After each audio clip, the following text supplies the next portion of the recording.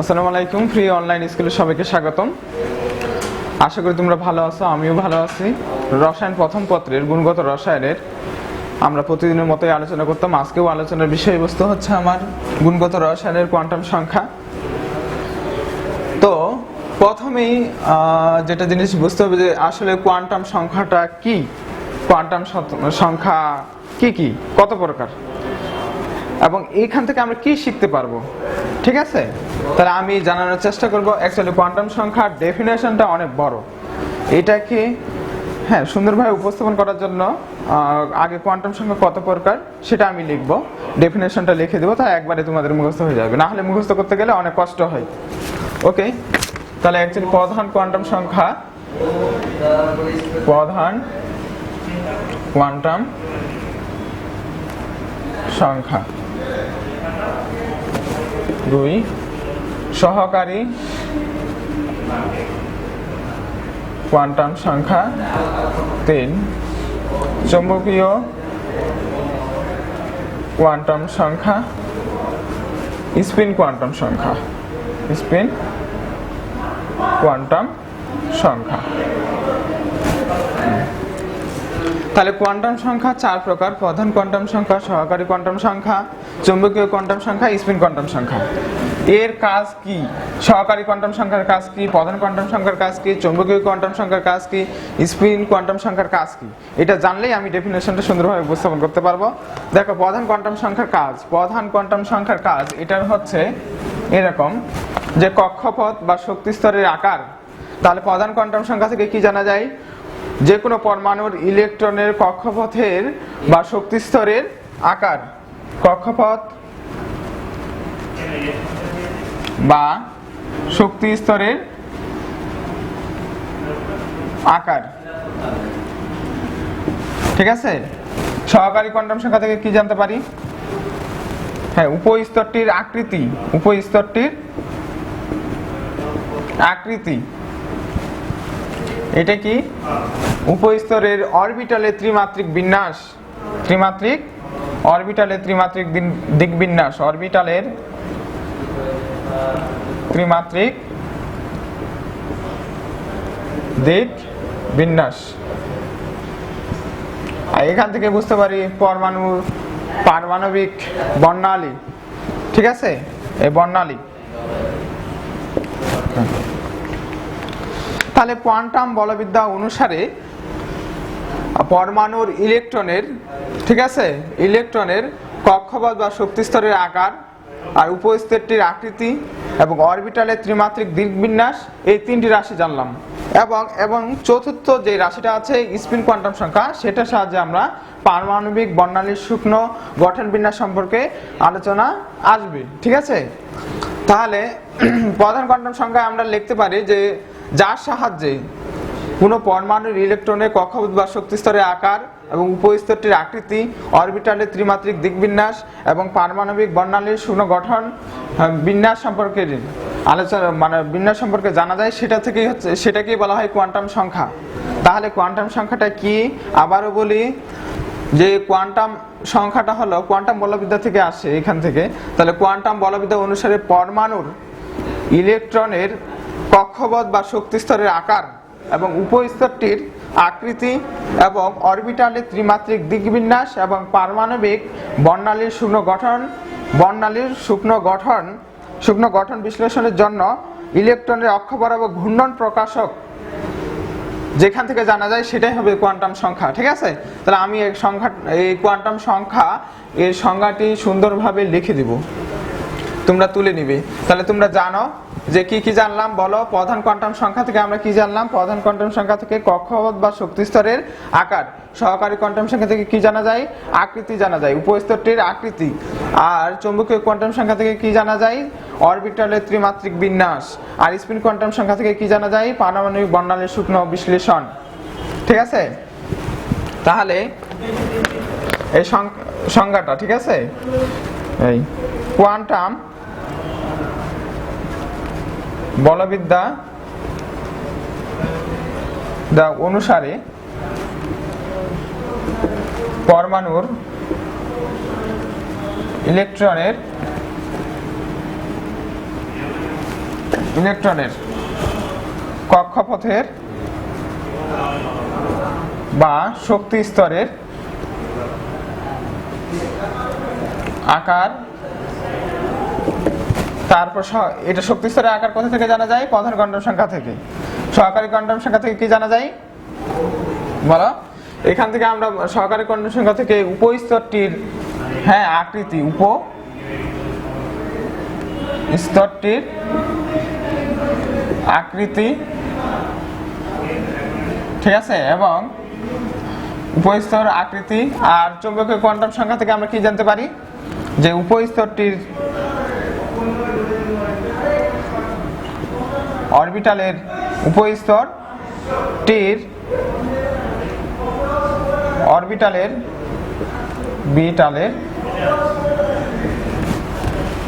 ঠিক আছে, অরবিটালের ত্রিমাত্রিক দিক বিন্যাস,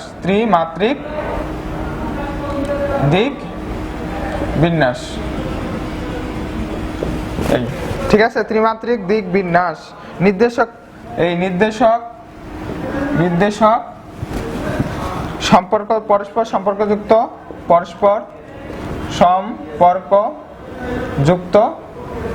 তিনটি রাশি, ঠিক আছে। এবং এছাড়া পারমাণবিক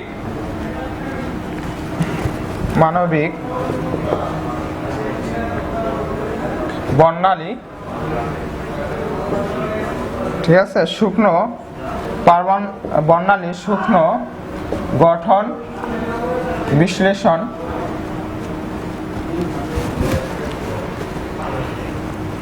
বিশ্লেষণের জন্য ইলেকট্রনের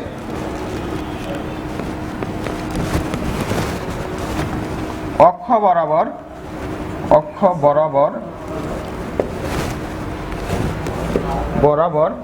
ঠিক আছে, ঘূর্ণন প্রকাশক চতুর্থ রাশি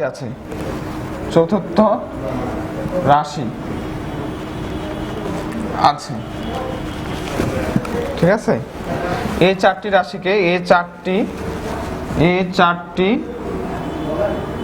রাশিকে কোয়ান্টাম সংখ্যা বলে,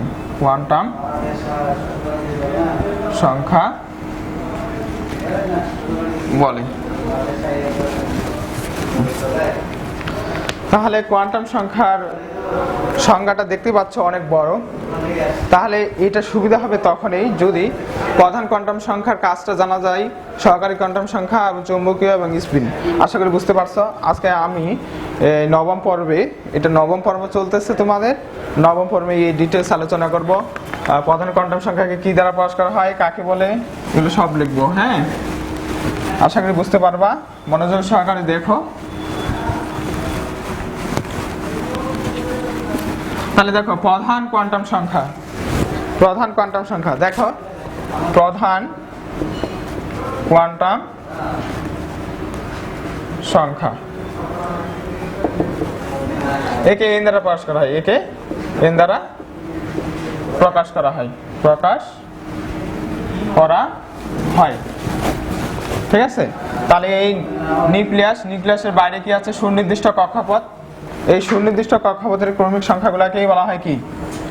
প্রধান কোয়ান্টাম সংখ্যা। তাহলে এই যে দেখো সুনির্দিষ্ট কক্ষপথ প্রথম এটা, তাহলে কি n এর মান 1, এগুলাকে বলা হয় প্রধান কোয়ান্টাম সংখ্যা। এটাকে কত বলা হয়? দ্বিতীয় কক্ষপথ বা প্রধান কোয়ান্টাম সংখ্যা, ঠিক আছে, n = 2। ওকে, তাহলে অনেক সময় আবার k l m n shell, ঠিক আছে। k শেল মানে n এর মান 1, l শেল মানে হচ্ছে n এর মান 2।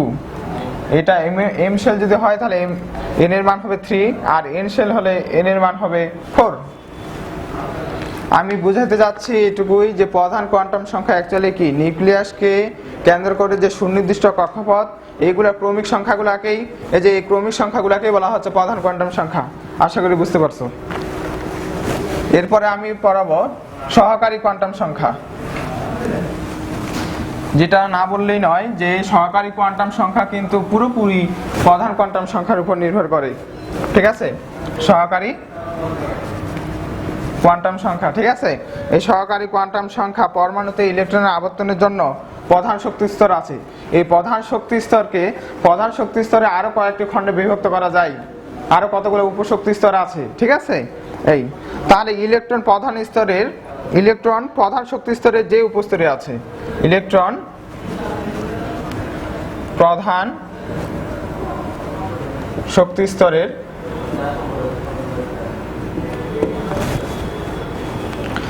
যে উপস্তরে আছে,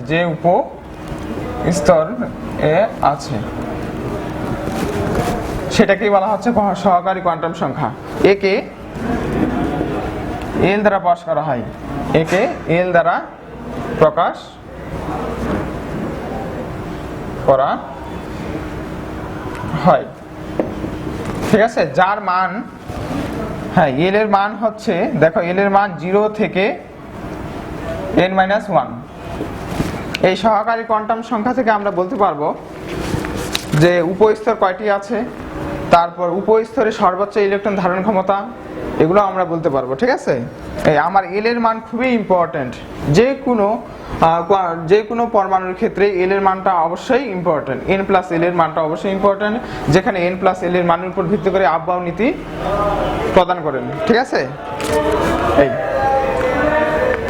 আচ্ছা, এখন যদি দেখো যে n এর মান যদি 1 হয়, এই এবার ছক করে দিচ্ছি আমি, এটা n এর মান, এটা l এর মান। ঠিক আছে, n এর মান যদি 1 হয় তাহলে বলো সূত্রটা কি, এই l এর সূত্রটা কি, l হচ্ছে 0 থেকে n-1। তাহলে n এর মান যদি 1 হয় তাহলে l এর মান কি হবে, 0। এবার n এর মান যদি 2 হয় তাহলে বলো এখানে 2 বসাও, 2-1 তাহলে কি হবে 1, কিন্তু কোথায় থেকে, 0 থেকে। এবার যদি n এর মান হচ্ছে 3 হয় তাহলে কি হবে বলো, এখানে 3-1 তাহলে কত হবে 2, কিন্তু 0 থেকে, তাহলে কি 0, 1, 2। এবার যদি এমন হয় n এর মান 4 তাহলে কি হবে, তাহলে 0, 1, 2, 3। বুঝতে পারছো? এই এখন আসি যে এই এল এর মান জানা গেলে উপস্তর জানা যায়, আমি বলছিলাম। তাহলে এবার উপস্তর সহজ কথায় এল এর মান যদি 0 হয় উপস্তর হবে এস, এল এর মান যদি 1 হয় তাহলে উপস্তর হবে পি, এল এর মান যদি 2 হয় তাহলে উপস্তর হবে ডি, এল এর মান যদি হচ্ছে 3 হয় তাহলে হবে এফ। দেখো যে সহকারী কোয়ান্টাম সংখ্যা কাকে বলে, যে ইলেকট্রন প্রধান শক্তি স্তরে যে উপস্তরে আছে সেটাকে বলা হয় সহকারী কোয়ান্টাম সংখ্যা। এই সহকারী কোয়ান্টাম সংখ্যাকে এল দ্বারা প্রকাশ করা হয়। ঠিক আছে, এই এল এর মান হচ্ছে দেখো 0 থেকে n-1। যদি n এর মান 1 হয় তবে এল এর মান তো 0 হবে, কারণ n-1 তাহলে 1-1 তাহলে তো 0ই হবে। যদি এবার n এর মান 2 হয় তাহলে 2 বসাবে এখানে, 2-1 তাহলে 1 হবে, কিন্তু আমাদের সূত্রই লেখা আছে 0 থেকে n-1, তাহলে সামনে 0 দিতে হবে। অনুরূপভাবে 4 এ যদি বসাই তাহলে কি হবে, এখানে 4 বসায় 4-1 তাহলে কি হবে 3, তাহলে কি এখানে 3 হবে, তাহলে 0 থেকে 3, তাহলে 0, 1, 2, 3। এখন আসি উপস্তর। যদি এল এর মান 0 হয় তবে উপস্তর হবে এস, যদি এল এর মান 1 হয় উপস্তর হবে পি, যদি এল এর মান 2 হয় উপস্তর হবে ডি, যদি এল এর মান 3 হয় উপস্তর হবে এফ। আশা করি বুঝতে পারছো। তাহলে সহকারী কোয়ান্টাম সংখ্যা শেষ করলাম, এরপরে শুরু করব চৌম্বকীয় কোয়ান্টাম সংখ্যা। তাহলে চৌম্বকীয় কোয়ান্টাম সংখ্যা থেকে কি জানা যায়, যে কোনো অরবিটালের ত্রিমাত্রিক বিন্যাস। তোমাদের সামারিতে অবশ্যই বলছিলাম আমি। এবার চৌম্বকীয় কোয়ান্টাম সংখ্যা। ঠিক আছে, চৌম্বকীয় কোয়ান্টামটা কি, তাহলে পরমাণু দেখো, পরমাণুর কেন্দ্রে কি আছে, ধনাত্মক চার্জ, বাইরে কি আছে, ইলেকট্রন, ঋণাত্মক চার্জ। তাহলে দেখো পজিটিভ এবং নেগেটিভ, তাহলে এখানে কি এর অভ্যন্তরে একটা বিদ্যুৎ ক্ষেত্র সৃষ্টি হয়ে গেছে। এই বিদ্যুৎ ক্ষেত্রের প্রভাবে কি হবে, চৌম্বক ক্ষেত্রের সৃষ্টি হবে। সেটা আমরা জানি ফিজিক্স থেকে, যে তড়িৎ ক্ষেত্রের কারণে কি হবে, বিদ্যুৎ ক্ষেত্রের কারণে তোমার হচ্ছে চৌম্বক ক্ষেত্রের সৃষ্টি হবে, চৌম্বক ক্ষেত্রের কারণে তড়িতের সৃষ্টি হবে। ঠিক আছে, এই তাহলে সহকারী কোয়ান্টাম সংখ্যা জানলাম। এরপরে আমরা জানতেছি এখন চৌম্বকীয় কোয়ান্টাম সংখ্যা। তাহলে পরমাণুর অরবিটালে ত্রিমাত্রিক স্থিতি প্রকাশ করার জন্য যে সংখ্যা ব্যবহার করা হয়, তাহলে পরমাণুর অরবিটালের ত্রিমাত্রিক দিক স্থিতি প্রকাশ করার জন্য যে সংখ্যা ব্যবহার করা হয়, যে সংখ্যা ব্যবহার করা হয় তাকে কি বলে, চৌম্বকীয় কোয়ান্টাম সংখ্যা। নিশ্চয়ই বুঝতে পারতেছো। একে কি দ্বারা প্রকাশ করা হয়, একে এম দ্বারা প্রকাশ করা হয়। খুবই ইম্পর্টেন্ট এটা কেমিস্ট্রিতে, চৌম্বকীয় কোয়ান্টাম সংখ্যা। এই সাহায্যে আমরা অরবিটাল সংখ্যা জানবো, যে কোনো একটি উপস্তরে কোনো একটি উপস্তরে কয়টি অরবিটাল আছে। এই সাহায্যে আমরা অনেক কিছু জানতে পারবো, সেটা আমরা ডিটেলস আলোচনা করবো দশম পর্বে। ওকে, তাহলে একে এম দ্বারা প্রকাশ করা হয়, ঠিক আছে। এই যেখানে এম এর মান হচ্ছে 0 থেকে প্লাস মাইনাস এল। তোমরা নিশ্চয়ই জানো সহকারী কোয়ান্টাম সংখ্যা, ঠিক আছে। এখন কি চৌম্বকীয় কোয়ান্টাম সংখ্যা, তাহলে কি এই সূত্রটা হচ্ছে 0 থেকে প্লাস মাইনাস এল। আশা করি বুঝতে পারছো। এখন আমি দেখো কিভাবে ভ্যালুগুলো বের করতে হয় তা শেখাবো।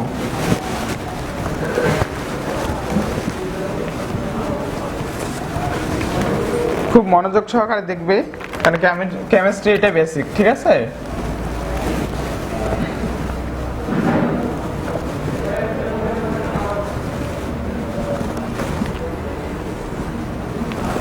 এটা এল, এটা কি এল, এল এর মান কি 0 থেকে n-1। এটা কি এম, এম ইকুয়াল টু কি 0 থেকে 0 থেকে প্লাস মাইনাস এল। ওকে, দেখো n এর মান যদি 1 হয়, তাহলে বলো n এর মান যদি 1 হয় তাহলে l এর মান কি হবে, 0। এবার m এর মান কি হবে, 0। প্লাস মাইনাস করে তো লাভ নেই, ঠিক আছে। এবার যদি n এর মান 2 হয় তবে কি লিখবো, দেখো একবার 0 লিখতে পারি, আরেকবার 1 লিখতে পারি, ঠিক না। তাহলে এখানে 2 বসাও, 2 - 1, তাহলে 1 আসলো, কিন্তু 0 থেকে আমার সূত্রই লেখা আছে। ওকে, তাহলে এবার দেখো, তাহলে 0 এর জন্য m এর মান তো 0ই হবে। এবার 1, 0 থেকে প্লাস মাইনাস এল, তাহলে 0 প্লাস মাইনাস এই এল, এল বলতে এখানে এল এর মান 1। তাহলে এটাকে যদি আমরা সাজায় লিখি, এইভাবে লিখতে পারি, -1 0 1 লিখতে পারি, ঠিক আছে। এটাই, আশা করি বুঝতে পারছো। তাহলে এবার n এর মান যদি 3 হয়, তাহলে বলা এখানে ভ্যালুটা বসাও, 3 - 1, তাহলে 2 হবে, 2 না, এই যে 2 এর সামনে কি থাকবে, তাহলে 1 0, কারণ সূত্র বলছে যে 0 থেকে n-1। যদি n এর মান 3 হয় তাহলে সর্বোচ্চ হবে উপস্তর কি 0 1 2, কারণ 1 বাদ দিতে হবে সব সময়। ওকে, এটাকে একটু সাজায় লিখি, 0 1 2। ওকে, 0 এর জন্য কি হচ্ছে, তাহলে তোমার 0 হবে। 1 এর জন্য তোমরা জানো 0 প্লাস মাইনাস 1, তাহলে এটাকে সাজায় লিখলে -1 0 1, ঠিক আছে। এই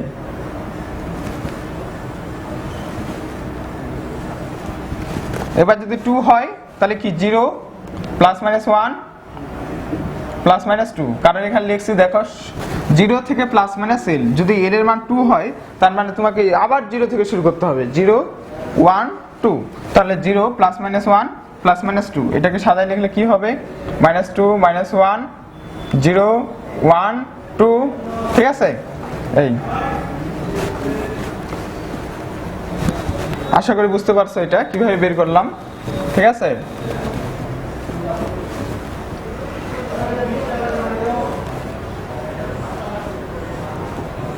ঠিক আছে, এবার আসে অরবিটাল সংখ্যা। অরবিটাল সংখ্যা। দেখো প্রথম কক্ষপথে অরবিটাল সংখ্যা জাস্ট একটি। এবার দ্বিতীয় কক্ষপথে প্রথমে ছিল 0 এর জন্য তো একটি, 1 এর জন্য 3টি আসলো, তাহলে 1 আর 3 যোগ করলে 4 হবে। এবার তৃতীয় কক্ষপথের জন্য দেখো এখানে 1, এখানে 3টি, 1 2 3, এখানে একটা 4টা, 4 5 6 7 8 9। তাই তাহলে বলো যে যদি n এর মান 1 হয় তবে অরবিটাল সংখ্যা একটি হবে, যদি 2 হয় অরবিটাল সংখ্যা 4 হবে, যদি n এর মান 3 হয় তাহলে অরবিটাল সংখ্যা 9 হবে। এখন তোমাকে যদি করতে দিই n এর মান যদি 11 হয় তবে অরবিটাল সংখ্যা কয়টি হবে?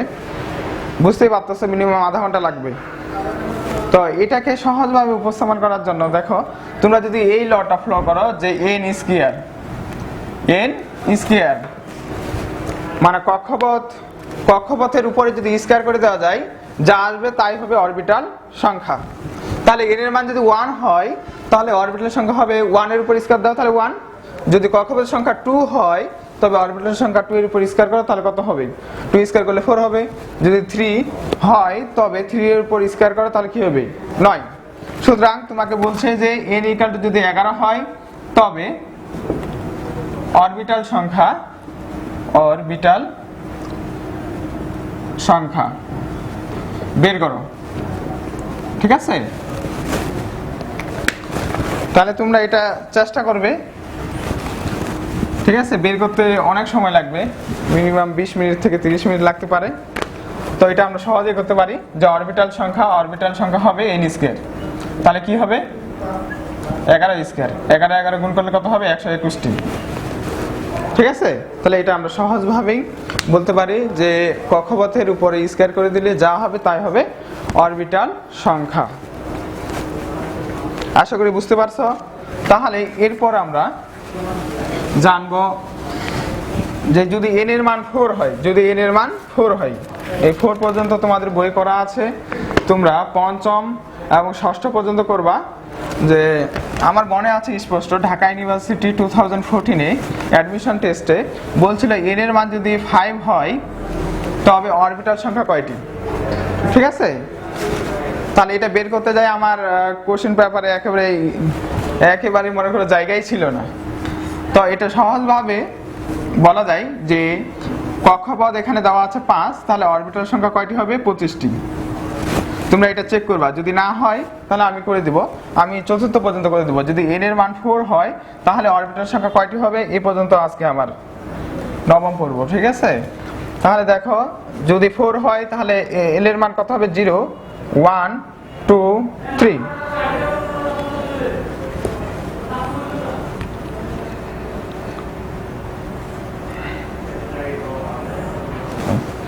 ঠিক আছে, তাহলে দেখো এখানে যে 0 এর জন্য কি হবে? m এর মান 0ই হবে। 1 এর জন্য কি হবে? -1 0 1। ঠিক আছে, যদি 2 হয় তাহলে কি হবে? -2 -1 0 1 2। যদি 3 হয় তাহলে কি লিখবা? -3 -2 1 -1 0 1 2 3। চেক করে নিতে পারো, এখানে অরবিটাল একটি, এখানে 3টি। 1 আর 3 কত হবে? 4 4 5 6 7 8 9 10 11 12 13 14 15 16। তাহলে দেখো 4 এর উপর স্কয়ার করো, 4 এর উপর কি করো? স্কয়ার করো। কয়টি পাবা? 16টি। দেখো এখানে গণায় দেখো 16টি। তাহলে অরবিটাল সংখ্যা কক্ষপথের উপর স্কয়ার করলে যা হবে তাই হবে অরবিটাল সংখ্যা। ঠিক আছে, আশা করি বুঝতে পারছো। এখন সর্বশেষ যেটা পড়াবো আমি, স্পিন কোয়ান্টাম সংখ্যা। তোমরা অলরেডি জেনে গেছো যে স্পিন কোয়ান্টাম সংখ্যার সাহায্যে আমরা কি করতে পারি? পারমাণবিক বর্ণালীর সূক্ষ্ম গঠন বিশ্লেষণ সম্বন্ধে জানতে পারি।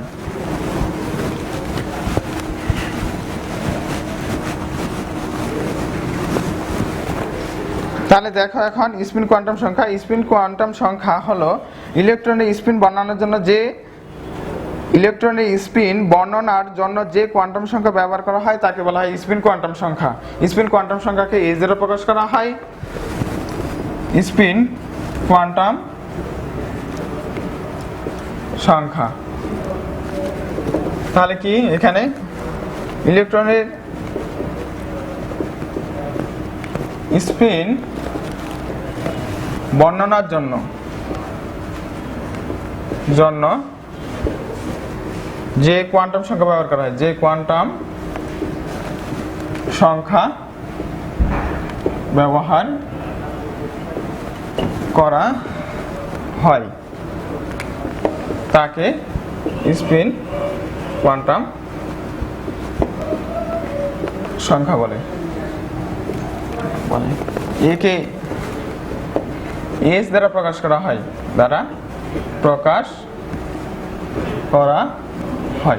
যার ভ্যালু হচ্ছে S equal plus minus half. ঠিক আছে, তাহলে তোমাদের ক্লাস আজকে নবম পর্ব এখানেই শেষ। তোমরা ভালো থাকবে, সুস্থ থাকবে। আসসালামু আলাইকুম।